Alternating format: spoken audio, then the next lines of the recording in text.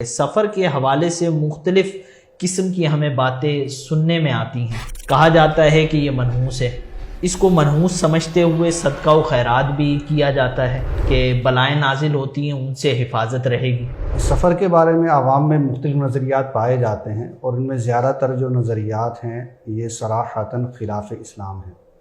ان میں سے ایک نظریہ تو یہ ہے کہ ماہ سفر کو منحوس سمجھا جاتا ہے، اور یہ سمجھا جاتا ہے کہ اس مہینے میں سب سے زیادہ آفات اور بلیات نازل ہوتی ہیں۔ تو آپ صلی اللہ علیہ وآلہ وسلم نے ارشاد فرمایا لا عدوى ولا سفر ولا حام، کہ کوئی بیماری اڑ کر نہیں لگتی، سفر کچھ نہیں ہے اور الو کچھ نہیں ہے۔ تو یہ جو نظریہ ہے کہ سفر میں بلائیں آسمان سے اترتی ہیں اور یہ بندوں کو گھیر لیتی ہیں، بندہ آفات و مصیبتوں کا شکار ہو جاتا ہے، یہ زمانہ جاہلیت سے چلتا ہوا رہا تھا۔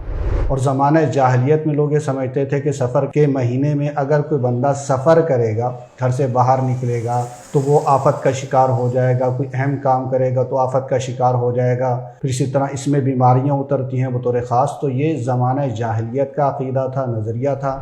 تو آپ صلی اللہ علیہ وآلہ وسلم نے اس کا صراحتاً رد فرمایا اور فرمایا کہ لا سفر، کہ ماہ سفر کچھ نہیں ہے، اس میں کوئی بلیات نہیں اترتی، کوئی آفتیں وغیرہ نہیں اترتی۔ اس کے ساتھ ساتھ فرمایا لا عدوى، کہ کوئی بیماری اڑ کر نہیں لگتی۔ یہ بھی زمانہ جاہلیت کا عقیدہ ہے کہ وہ سمجھتے تھے کہ جو ایک آدمی کو بیماری لگ گئی ہے اس سے اڑ کر دوسرے کو بیماری لگ جائے گی۔ تو بیماری اس طرح خود بخود اڑ کر نہیں لگتی، بلکہ بیماری جو ہے اسباب کے تحت منتقل ہوتی ہے، کہ اگر ایک فرد سے دوسرے فرد کو بیماری لگے گی تو اس کے اسباب منتقل ہوں گے، جراثیم منتقل ہوں گے، تو پھر جا کر دوسرے فرد کو بیماری لگے، خود بخود بیماری اڑ کر ایک فرد سے دوسرے فرد کو نہیں لگتی۔ اسی طرح آج کل کے زمانے میں جو تیسری چیز حدیث پاک میں بیان کی گئی کہ ولا حامہ، کہ الو کوئی چیز نہیں ہے۔ تو الو کے بارے میں بہت سارے نظریات پائے جاتے ہیں کہ کسی گھر پر الو بول گیا تو اب اس گھر کے اندر لازمی فوتگی ہوگی، کسی شہر کے اندر کسی آبادی کے اندر الو آ گیا تو وہ آبادی ویران ہو جائے گی، وہ گھر ویران ہو جائے گا، وہ شہر ویران ہو جائے گا۔ تو میرے آقا دو جہاں صلی اللہ تعالیٰ علیہ وآلہ وسلم نے اس عقیدے کی بھی نفی فرمائی کہ الو کچھ نہیں ہے اور اس کے بولنے سے کچھ نہیں ہوتا۔ پھر یاد رکھیں کہ ماہ سفر بھی دیگر مہینوں کی طرح ایک مہینہ ہے، بطور خاص اس کے بارے میں کچھ نہیں ہے، کچھ ایسا نہیں ہے کہ اس کے اندر کوئی بطور خاص کوئی نحوست نازل ہوتی ہے۔ تو صدقہ و خیرات جس طرح دیگر مہینوں میں کیا جاتا ہے ایسے ہی ماہ سفر میں بھی کیا جا سکتا ہے۔